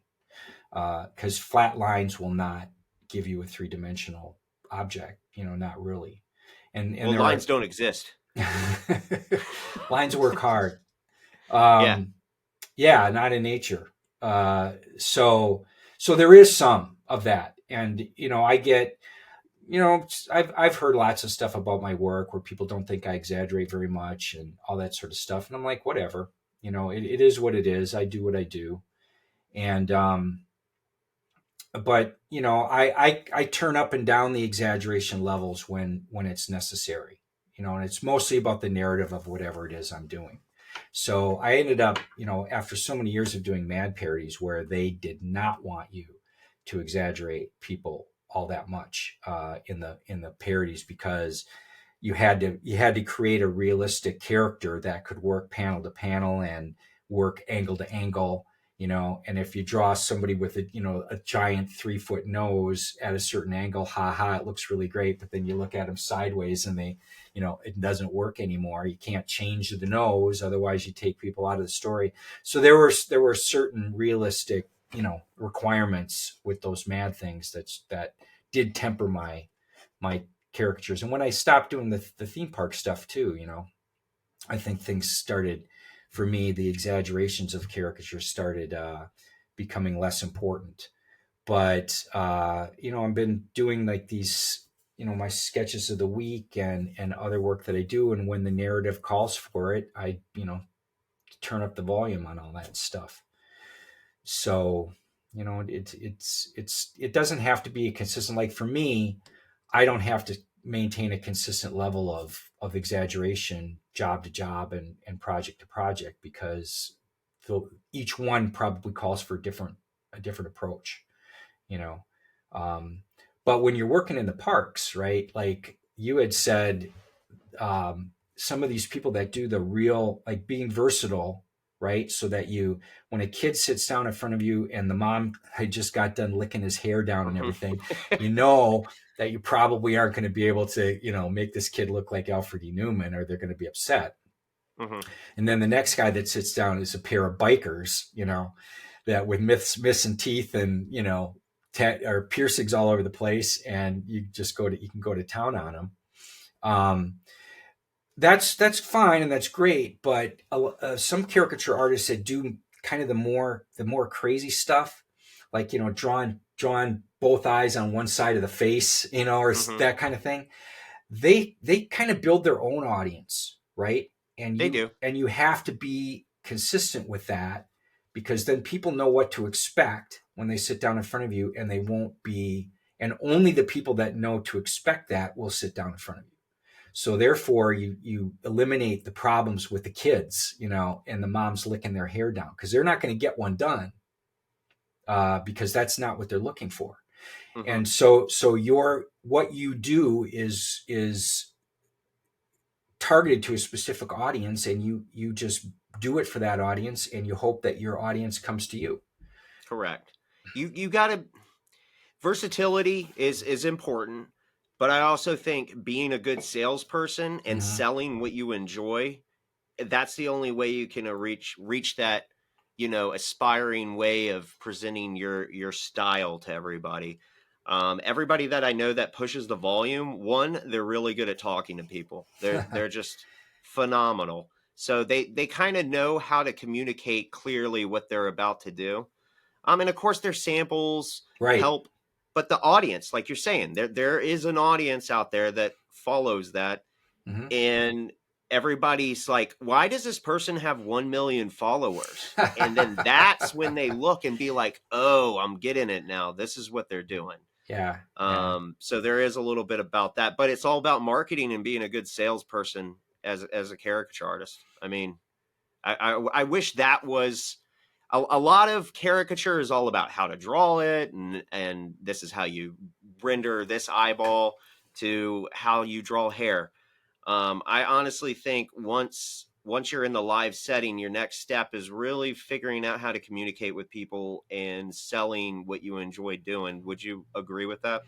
Absolutely. Yeah. And let's face it, live caricature is a performance art. You know, the people that are the best at it not only do great art, but also are great with the people, you know, that they entertain the people behind them. They entertain the people in front of them. You know, they put on a show, so to speak, and the art is part of the show. And then it becomes a complete, you know, performance art.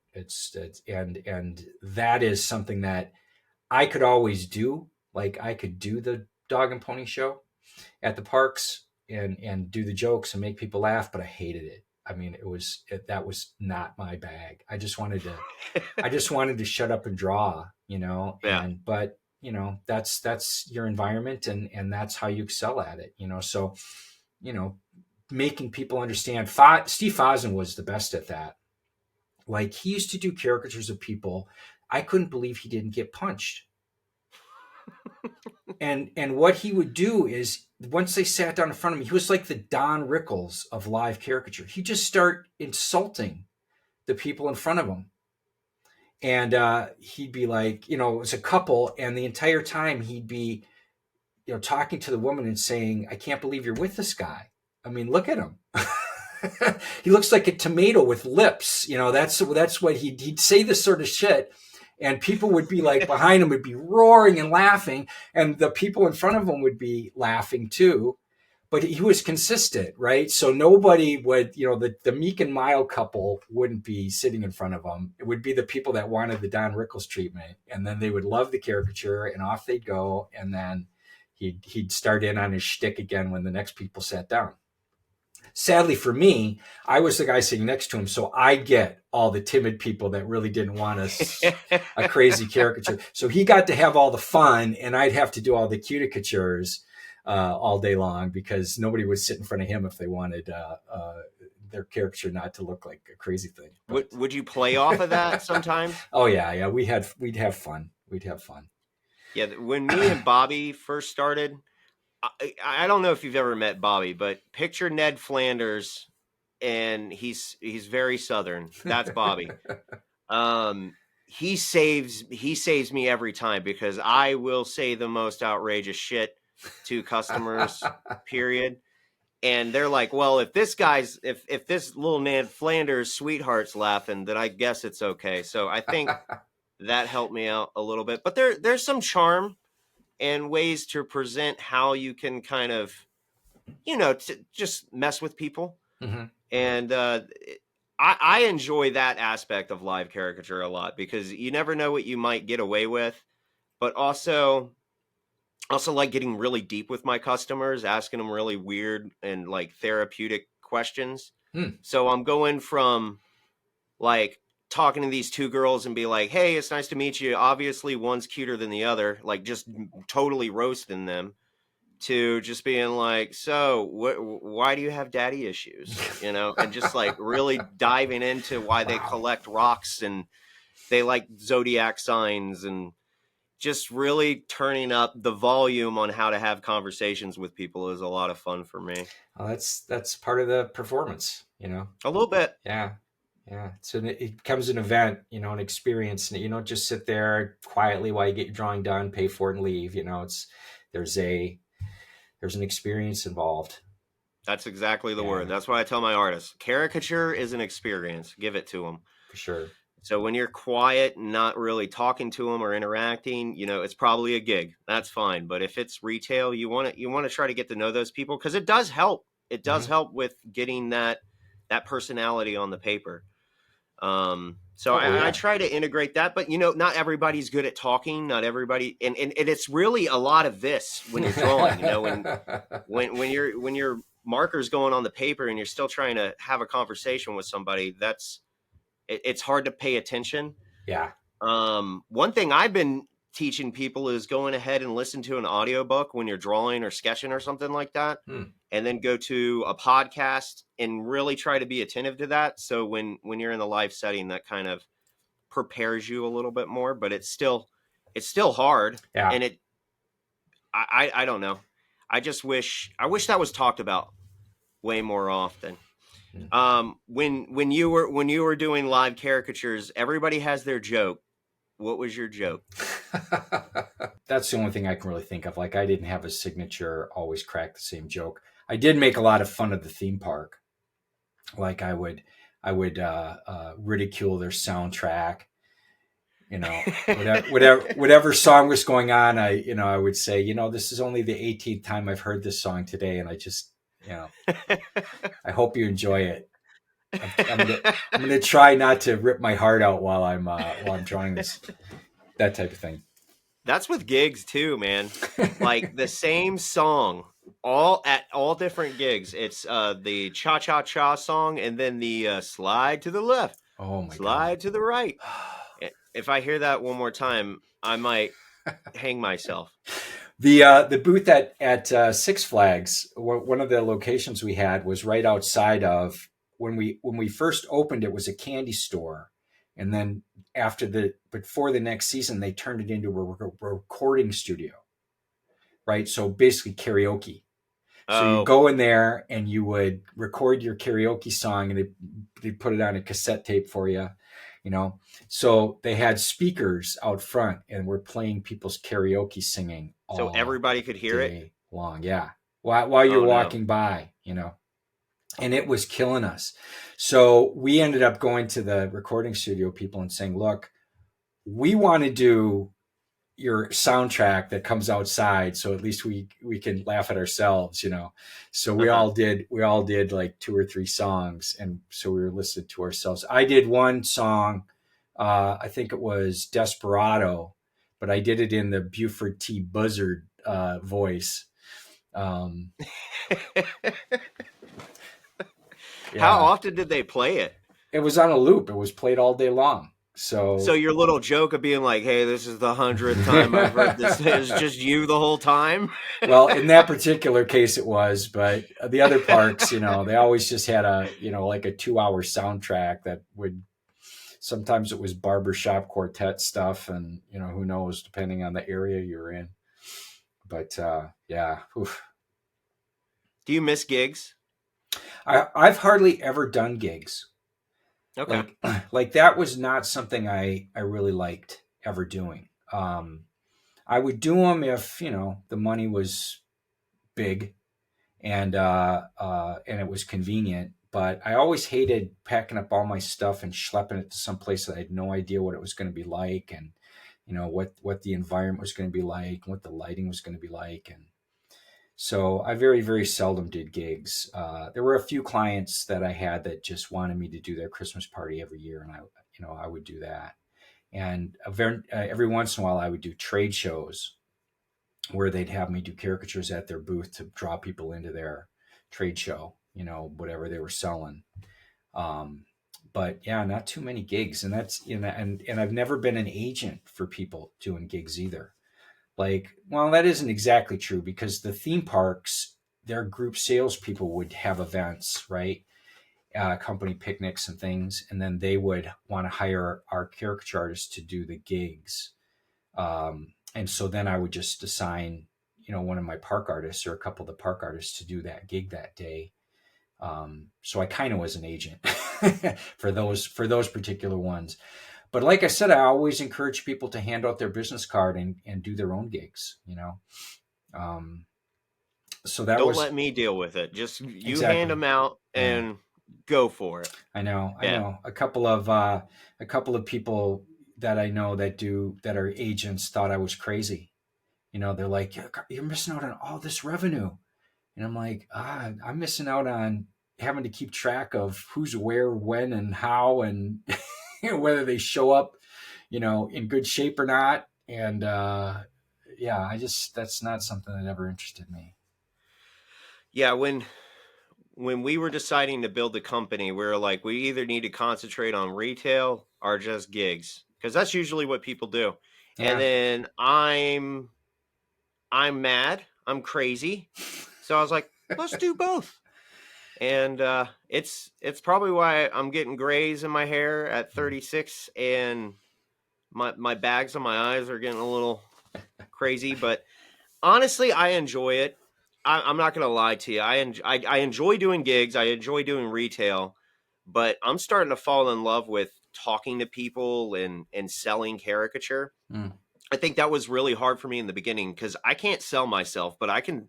I'm like the worst hooker in the world, but if I'm a good pimp, I'm a good pimp. So I like selling people, and a lot of the clients are like, hey, we're not really feeling this person's style, and I like talking them in and letting them know what they do.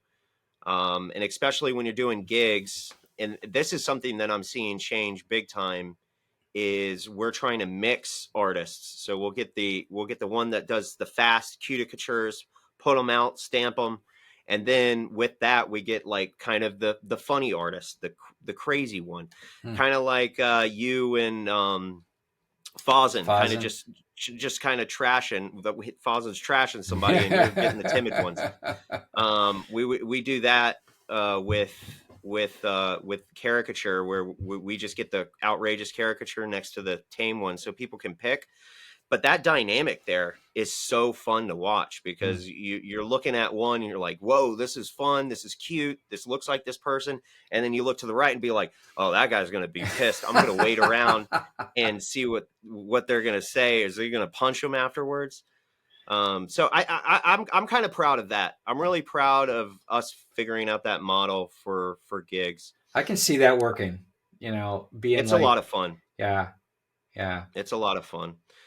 When you were doing live caricature, when did you decide to like start going for the illustration route? That was, like I said, that was in Atlanta, and then you landed the comic book. But when did it hit home and you're like, this is what I want to do? I think that's always been a big goal of mine. Okay. And I thought I could do the live caricature thing at the same time. I didn't think those two had to be mutually exclusive at all. And in fact, for a long time, they weren't. I mean, I was still doing a lot of full-time live theme park caricatures when I started with Mad. And a lot of my stuff I worked, that I did for Mad, I was working on it out at the park. When things were slow, I'd take out a page and start working on a Mad parody. But eventually, two things happened that kind of got me out of doing the live work. One was the amount of work I was getting doing freelancing was really getting to be a lot. And also I was raising my prices that I was charging, and I was doing that successfully. So the revenues that I was making doing the studio stuff was starting to become pretty substantial, and I wanted to spend more time doing that. And then the other thing was, and this was the practical end of it, I had an accident and hurt my drawing wrist, and had Decravain's tendonitis in my drawing hand. I struggled with that for about 2 years, and I couldn't draw live caricatures because I had to press really hard to get that dark line with the pencil, and I couldn't do it. So I had to stop doing live work for about 2 years. And then I never really went back. I would fill in, draw a couple of times a summer, when I went to the parks and trained people, obviously, but I didn't sit in the chair anymore for 12-hour days. That kind of came to an end. So it really was a practical reason. And then I didn't have a problem, drawing just on the drawing board, with pencils and using, airbrush or digital. to produce my illustration work, that wasn't tough on my wrist, but the live caricature was, and I just couldn't do it. What was the accident? Was it from drawing live, or was it like Nope, it was from boxing. Oh. Yeah. Did you win? Well, it was against a heavy bag, so no, I didn't win. Oh. You can never win against a bag, man. No. It's always going to be standing. Not unless you're Captain America and you punch a hole in it and then drag your new one over. But yeah, I was experimenting with boxing for part of my working out, and I didn't have my wrist properly taped up, and I ended up with this tendonitis. Was it instant? Issue. Like right when you did it, was it boom, and then you're just like, oh, I messed up, or did it happen like? I think it was gradually. I think it was more collective, and then there was a moment where I had the whole thing happen, and then and then after that it was obvious. So I think there was I think it was building up that I was really messing with that tendon and stressing it out, and then I injured it, and then it just took a long time. I don't have any problem with it now. That's good. Like zero problem, but for a while it was an issue. So kind of took me out of the live gig, the live caricature thing. And I hired somebody to be my manager at Valley Fair. So because I couldn't do it anymore, and I didn't fire him 2 years later. So I just was like, okay, I think I'm going to just transition now to doing illustration work. And I missed it in a way, but I was able to get my, my little taste of it anytime I wanted, really. I'd fill in for people, or if it was a slow week, as far as I didn't have enough people to cover the chairs, I would work a day or two. So it wasn't like I didn't do it at all anymore, but I never went back. I never went back to the full-time stuff. Yeah. Well, that's good. I mean, a lot of people that I meet, I'm not going to say live caricature needs to be the all be all. That's one thing I like about it. It could be a good stepping stone. Mm-hmm. But if that's something that you just want to do, like me, I think I'll be content with doing live caricature for the rest of my life. But one thing I've noticed, even people outside of caricature, they're always in a situation where they're comfortable and it's creating money, but it's hard for them to get out. And usually it's punching a punching bag and hurting your wrist to get that answer, you know? And then you're like, this is what I've been wanting to do the whole time, and now I'm forced to do it. So I commend you on that, even though you lost to a bag. Yeah. When did you start doing the caricaturing book? What was that adventure like? Well, for so long, I was training live artists, and I didn't have a manual. I used Fozen's manual that I learned from. And over the years, like I had my own approach and own way to teach people, and that wasn't in Fozen's manual. And I kept on, I would say, well, this isn't in the manual, but, and then when I trained them, I would talk about it. And, I got to the point where I was like, what, I really ought to put this together as a real manual. And then I thought, well, maybe I should just write a damn book, and go ahead and do it. And I started doing these tutorials on my blog, drawing, I remember them. Drawing eyes, the 5 shapes, all that sort of stuff that were part of what I had kind of developed teaching live caricature. And I don't remember if it was at an NCN convention or ISCA convention or what, but Celestia Ward, the caricature artist, good person. Yeah, terrific person. She approached me and said, before, in my previous life, I was a book editor and an editor for a company out in Baltimore or somewhere in that area. And you need to write a book on how to draw caricatures, and I want to edit it for you. And I said, wow, well, I'll take you up on that, when the time comes. And she eventually, I think she just decided that I needed a fire put under me in order to motivate myself to actually do this. And so she started, I wouldn't call it harassing me, but she definitely kept that buzz in my ear about, Persistent. about doing this book. And eventually I just decided, you know what, I've just got to do it. And this is the way it works for me is I'll want to do something. I'll think about doing something. I'll intend to do something and I won't get around to doing it.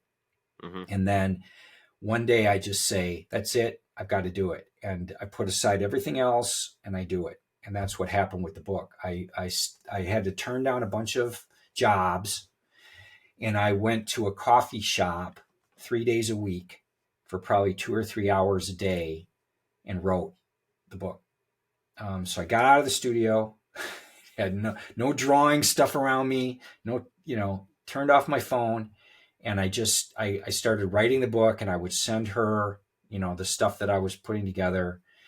And then eventually, like most jobs, it reached a point of critical mass where it was like, okay, now I've got to finish it or it'll drive me crazy. So it took about 3 months, I think, beginning to end. That's still pretty good. For me to write it. And I was working on it a lot. Like it was definitely a big part of my week.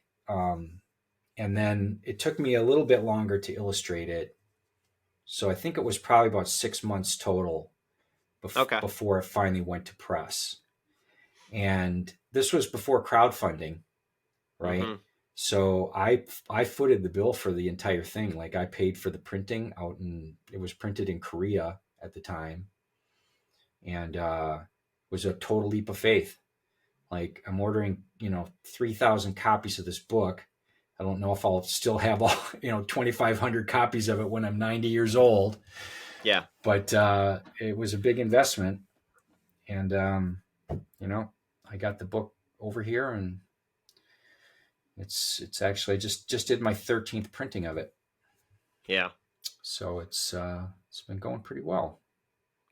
Was it hard for you to translate your ideas on how you do things into words? Yes. Yeah. That was very hard. And I fortunately, I spent all those years teaching, live caricature artists at the parks. So I had a nice fundamental kind of idea of how to approach it, but I didn't want this to be a live caricature manual. I wanted it to be a book about caricature that you could apply the ideas to any kind of caricature. So live caricature or illustration or, realistic painting or crazy cartoon drawing, the stuff that I really wanted to impart, the information I wanted to impart would work on for kind of any style or any approach. Of course, then I also taught my particular style and approach to drawing, the different features and stuff. And then I did do a live caricature chapter and a chapter on illustration and that sort of thing. But that was really hard, and that's something that the workshops too that I do have really helped me. When you're an artist, you do what you do, and maybe you don't have a real explanation for why you do it until you find the need to explain to somebody why you do it. And then you have to examine your own process and go, well, why do I do that?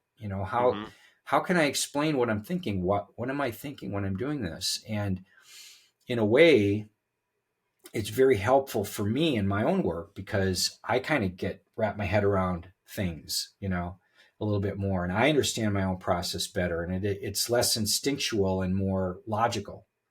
Yeah. And then I think it's helped me in many ways to better understand what I do and how I do it and why I do it. And I think it's helped me do my work better. Was there anything in particular that you found resolution on how to explain it that you're just like still proud of? In the book, probably the concept of the 5 shapes and the T shape. and kind of explaining how that dynamic works, and how you need to simplify your thinking about those shapes and think about the relationships between them and exaggerating those relationships. And that's really the foundation of any caricature. That's probably the thing that was all me, that I came up with for the book. It has since been usurped by a gazillion people that teach caricature, which is fine. So was the T shape your idea, or was that Fozen's idea? No, that was mine. Really? Yeah.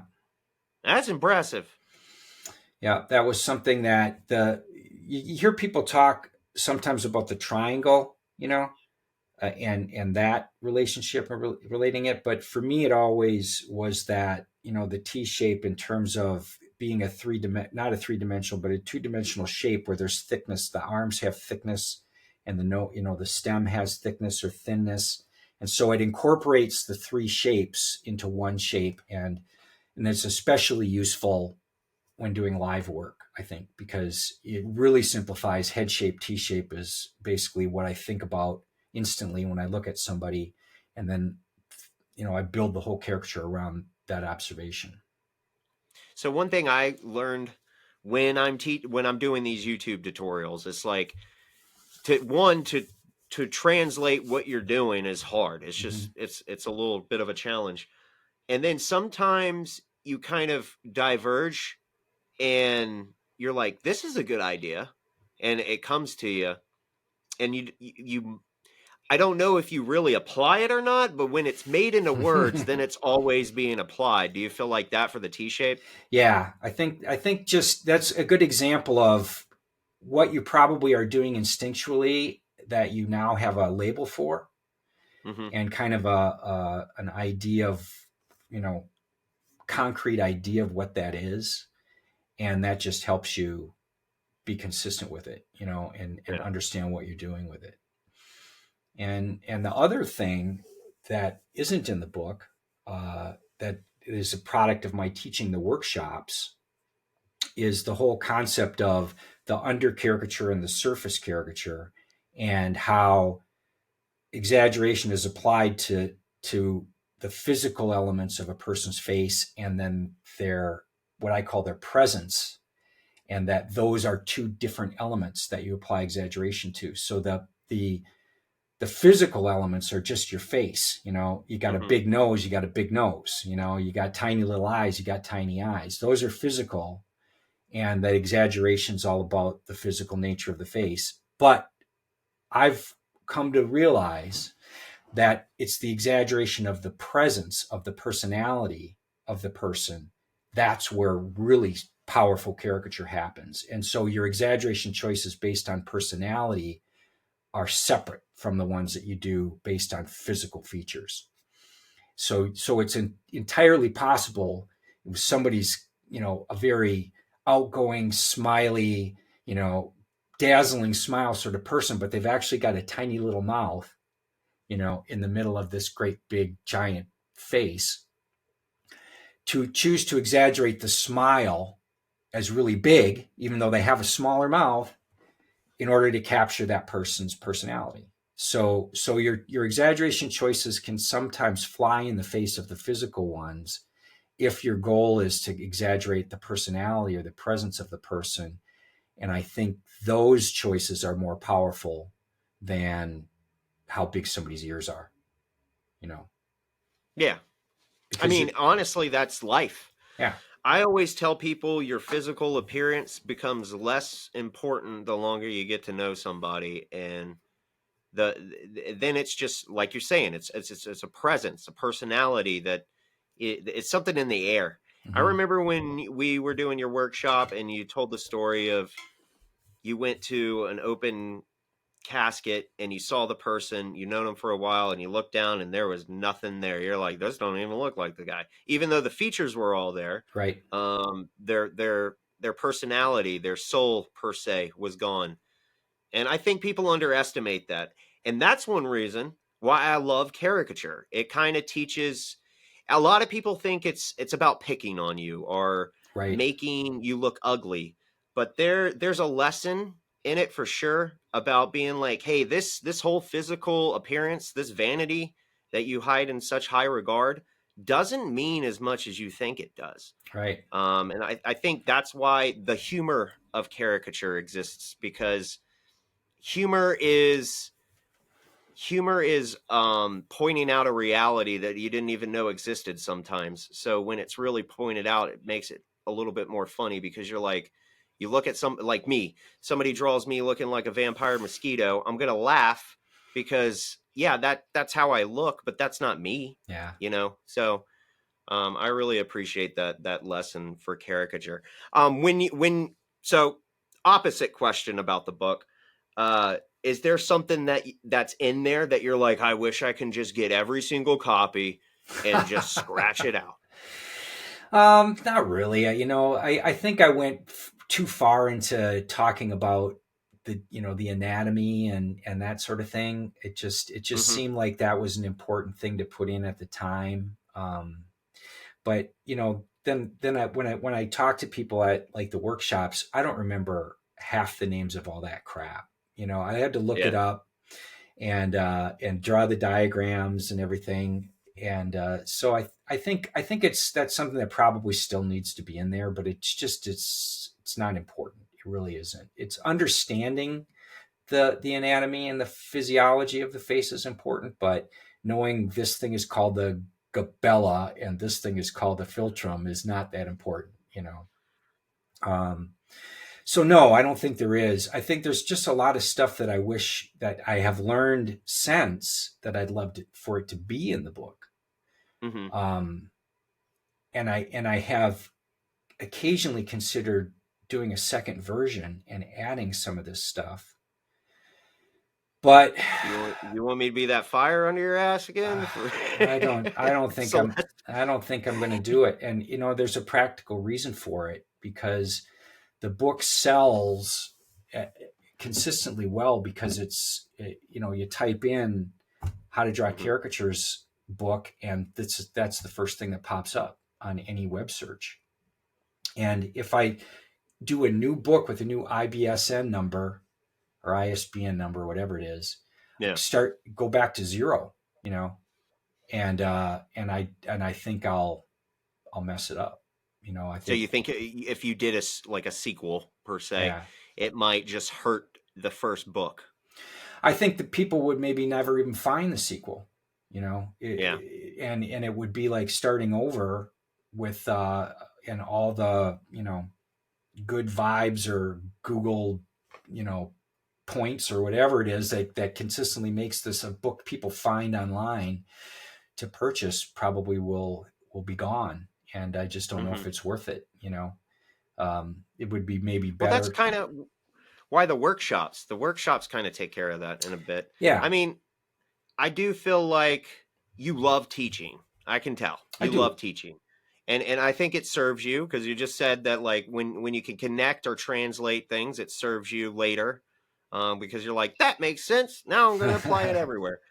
Um, but it's impressive that you still, what you really kind of disliked about running the whole caricature organization was finding new people, but you love the training aspect and you're still applying it today. um what what would be something that you wish that you could change about the workshops now? Well, if there's something I want to change, I change it. That's the beauty of it. You know, they've True. evolved. They've evolved a lot. Over the years. There's one thing about the workshops that that kind of drive me crazy, and that's the live caricature thing that we do on Sunday mornings. I demonstrate the live caricature technique, my live caricature technique, and then we all Hmm. draw each other with a 5-minute time limit, right? Yeah, takes a But lot of time. it takes a lot of time, and I think at the end of it, people are really not interested in doing it anymore. And I don't know whether it would be better just to do okay, let's break up into 2 groups and each person draw each other in that group, and then that's the end of it. Because there is something fun in drawing all your classmates, but it just, when you've got 12 people, and you'd spend 5 minutes each person, that's 2 hours right there, even if you don't take a break, and there's always time in between. I mean, it takes 3 hours, and it's just a big chunk of the day. So I'm thinking seriously about, I don't want to eliminate that. I think the live caricature technique and the dynamic of it is a valuable thing to be part of this workshop. And even if people don't really care to ever do live caricature again, the whole idea of drawing instinctually and that sort of thing is just a really good exercise. And 100%. But I think I am going to limit it so that we only do each half of the class draws the other half of the class, and we finish it up a little bit quicker, because I just think it's exhausting for people, and they just, by the end of it, it's no fun anymore for a lot of them. So I enjoy it, but that could just be because I like live caricature. But the reason why I maybe I'm a little evil, but I like seeing people nervous. I like seeing them anxious and nervous about doing something, because some of the people that attend your class never done it before. No, most of them haven't done it before. So I like that experience that they get to walk away with. I mean, you go to a theme park, you're getting an experience, and then you go on a roller coaster, you're terrified sometimes. I think I like that aspect. I would challenge you to try to figure out how to change the time, for sure. But I think it's healthy for people to experience that nervousness and then walk away and be like, I went to a Tom Richmond workshop. I met him. He was cool. He had big arms. They were sexy. And then we drew each other, and it terrified me, and I wanted to throw up. But I survived. And I think that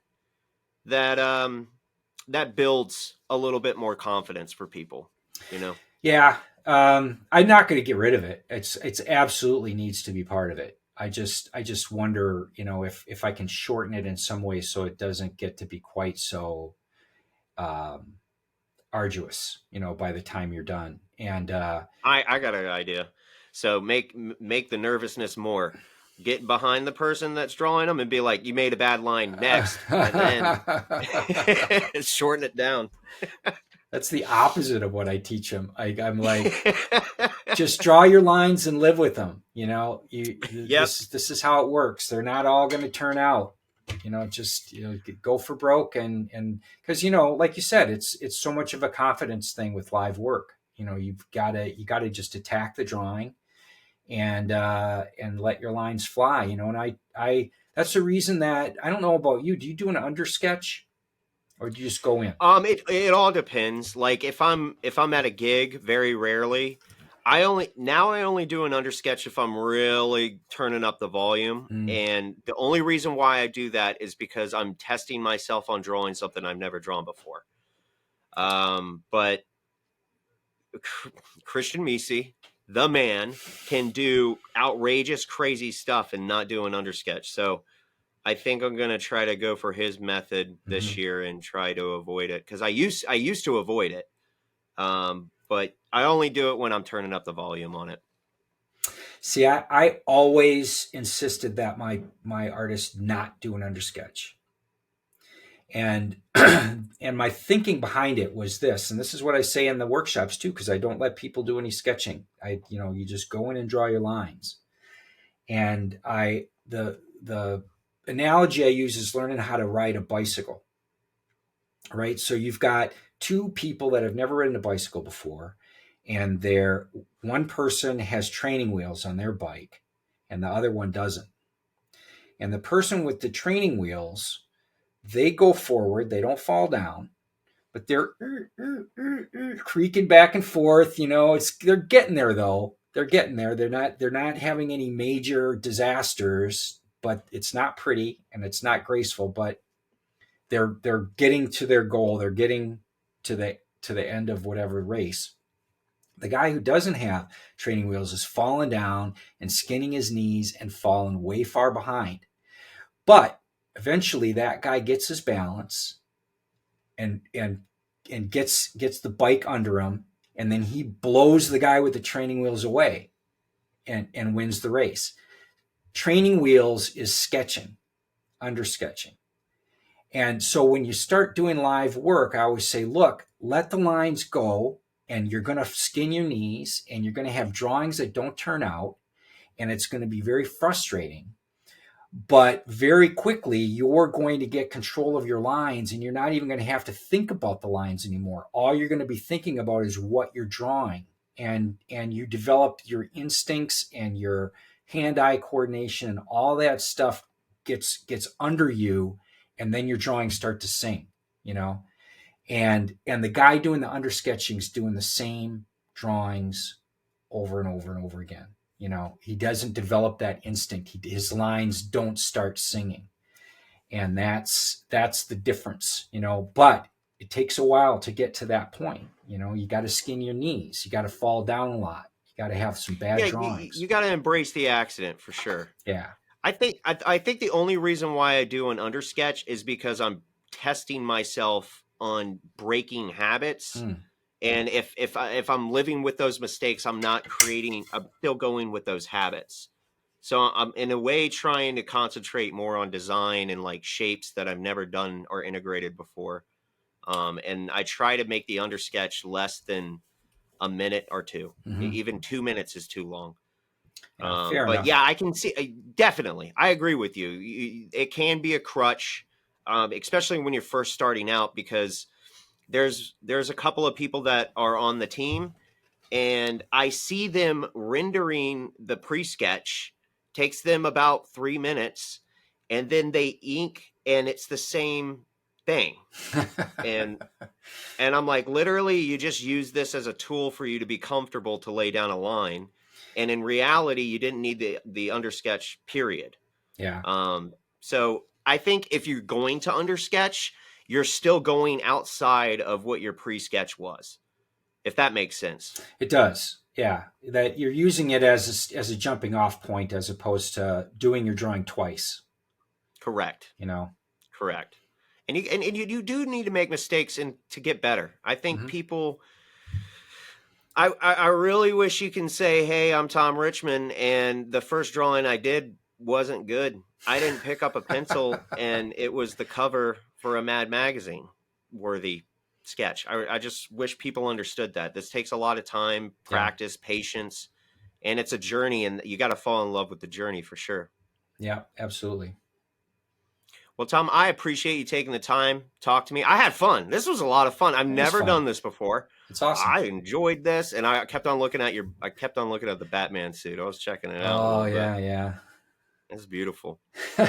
Well, buddy, do you want to plug anything before we're out of here? I guess the Claptrap book that we did last year, we're down to only a couple hundred copies now, so it's getting close to selling out. So if people want to get one, they better jump on it. This was a book that when Mad stopped doing new material a couple years ago, right around the pandemic time, actually, one of the writers, Desmond Devlin, and I did. I think I have I don't know if I have a copy of it in reach, but it was the movie and TV parodies that we did.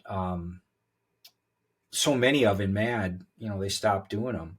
So we did a book of ones that. Oh, thanks. My wife just handed one to me. Here we go. Yeah. So what it is, it's a collection of 12 movie parodies that Mad never did, and a lot of classic ones like the Blues Brothers and Blade Runner and Die Hard. They never did the first Die Hard. Goodfellas. All these really. I know, Goodfellas surprised me. Yeah, it's different reasons why they didn't do it. Didn't do these particular movies, but so Des wrote it, and I drew everything. I designed the book, and there's a lot of like little movie gag things in between the parodies also, but it was a labor of love, and we crowdfunded it, and so it's been out for a little over a year now, and it's funny. It's as close to Mad Magazine as you're going to get these days. Although Mad's starting to do new material again, actually. But I didn't know that. Yeah, I've done a few new pieces for him the last couple of months. I got a new one I got to start on here tomorrow. Praise the Lord. Yeah, just a few pages That's every fun. issue. It is fun. It's fun to get back to doing that sort of thing. Topical material, stuff that's my new one is kind of a mashup. It's a parody of the Frankenstein movie, but it's got a political twist. The new one that's coming out? I think so. I haven't actually gotten the script yet. It's supposed to be coming in, but yeah. So I'm not sure if we're going to be doing it in like old school Universal movie type feel or the new movie type feel. We'll see. I gotta have that discussion with Des. That's cool. Yeah. But anyway, Claptrap is still available while it lasts. You can get it on my website. It's a lot of fun. Don't miss out. If you don't have this book and the world comes to the end, you're out of luck. That's right. Or we run out of them. Whatever happens first. Well, Tom, I appreciate you, buddy. Thanks for doing this with me. Hey, my pleasure, man.